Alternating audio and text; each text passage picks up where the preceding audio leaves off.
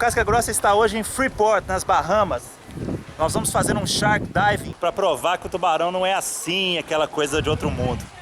E agora acho que a gente arrumou a pessoa certa.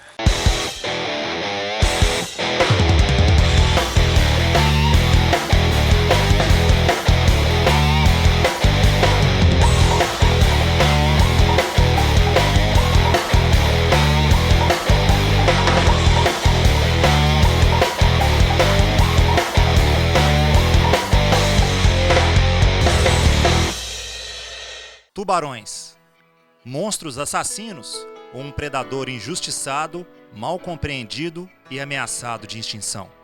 Para conhecer esses animais, o Casca Grossa embarca para o arquipélago das Bahamas.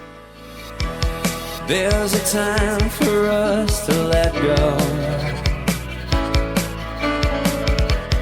There's a time for holding on. A time to speak, a time to listen. There's a time for us to grow.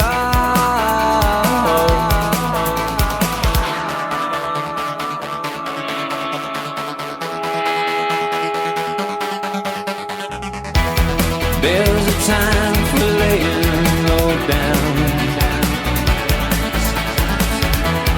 There's a time for getting high. A time for peace, a time for fighting. A time to live, a time to die. Eu vou conversar com a Cristina Zenato, que é uma autoridade tratando-se de mergulho com tubarão. Right now we're just going to go for a shark dive. Basically what everybody else will do when they come here to see the sharks. You'll come down as a regular diver, you'll sit down on the bottom, and I'll come down with some protection and some food to attract the sharks and then feed them. And that's basically a traditional shark dive. This is what they call Carcarino perezi, so it's a Caribbean reef shark. It's the typical, what we call the shark-shaped shark. It's actually very, very vital for the survival of the reef because their job, like any other predators, is to go around and feed on the almost dying, dead, decaying animals that basically do not belong to the chain of life in the oceans. What we've experienced through the years is sharks also like to be pet. So what you're gonna be doing in the next hour or so is actually see about 2 meters long animals come up to me and sit in my lap and be pet. The front of the shark area is a full of sensory system called ampulla lorenzini. It's a very, very sensitive area, high electromagnetic field sensors. So I think putting the hands in that area puts the sharks kind of like in a short circuit. Etonic immobility is actually a borrowed word for a deep state, but basically is the same thing. The shark is going to go in a kind of a trance or hypnosis state.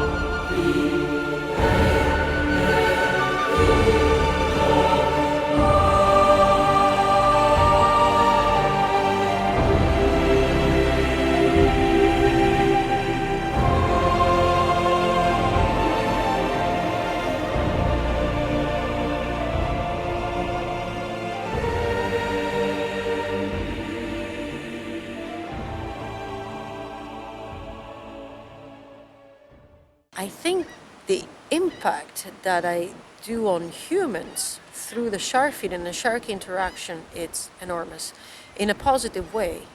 People, when they hear shark, they always think bite, teeth, blood, these usual ongoing jokes on the way out of nervous divers. And with what I do, I make them think, I think, and I make them question what they think is their knowledge. I make them question their knowledge or the knowledge they've been fed since childhood. Sharks eat humans, sharks bite humans, sharks go after blood. And it's kind of like, here I am, feeding them, petting them, bringing them over, swimming right over your shoulders, in between your legs, and they're not doing any of the things that you have heard about. But what you've heard about is not the truth. What you're seeing is the truth. It makes them question their fear. But you can have respect for what you've learned rather than be fearful of it. And so I do believe knowledge is what changes your fear into understanding and respect. So if one day I decided to stay out of the water in a certain areas for certain reasons, it's not out of fear, it's out of understanding and respect. It's the same as I wear the chain suit, and people always challenge me to do it without the chain suit. Because if I'm so in love with them and they're so safe and all of that, why I do it with a chain suit? It's like I don't wear the protection out of fear, I wear the protection of understanding. I'm bringing down food in my hands, and an accidental bite from the sharks will mean damage to my body. But I know they will not intentionally bite me, so they will not be down there waiting for me to eat me. And by protecting myself, I protect them. Because every time an accident happens, then, person got bitten by sharks, or they don't ever look at the entire circumstances of why the person was bitten by a shark. I was told, it's not something that I can judge for myself, that I have a special gift. So that is my capability. I absolutely enjoy it. I think that's the key, is I love the sharks and I enjoy the interaction. And I think that is what makes it so easy for me.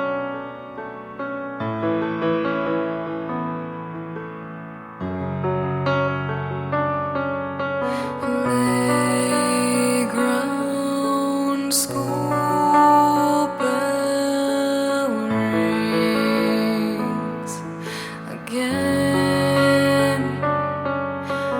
Rain clouds come to play.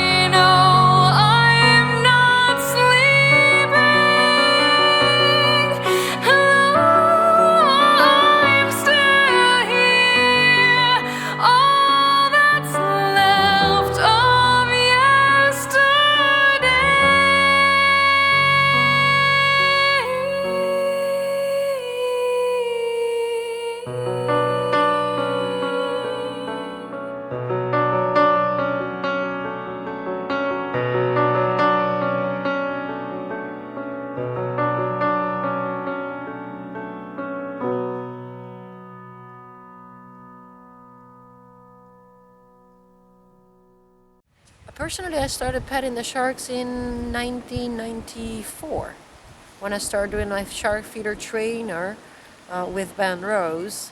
And by dive number 3, I finally got this big female to sit in my lap. And I will always remember because I was trying so hard, and I couldn't the first 2 dives. And then the 3rd dive, I totally relaxed and totally switched. And this big female came in, I pet her, she sat in my lap, and I remember I looked up and Ben Rose looking at me, and I remember just crying in my mask. It was just so amazing. And the most amazing thing that to this day I still enjoy is feeling the breathing of the shark on your lap. But it's so personal. It's honestly, like sometimes I kind of joke, I said I wish I could pick up one underneath my arm and take it home and tell him I love you. Come into these arms again and lay your body down. The rhythm of this trembling heart. Na semana que vem, o Casca Grossa participa da primeira etapa do Circuito Bro de Corrida de Aventura, que aconteceu na Serra do Cipó.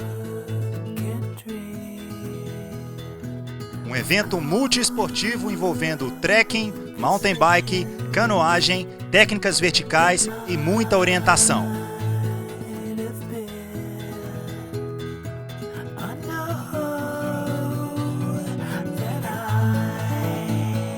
Não perca, porque aqui a brutalidade é máxima.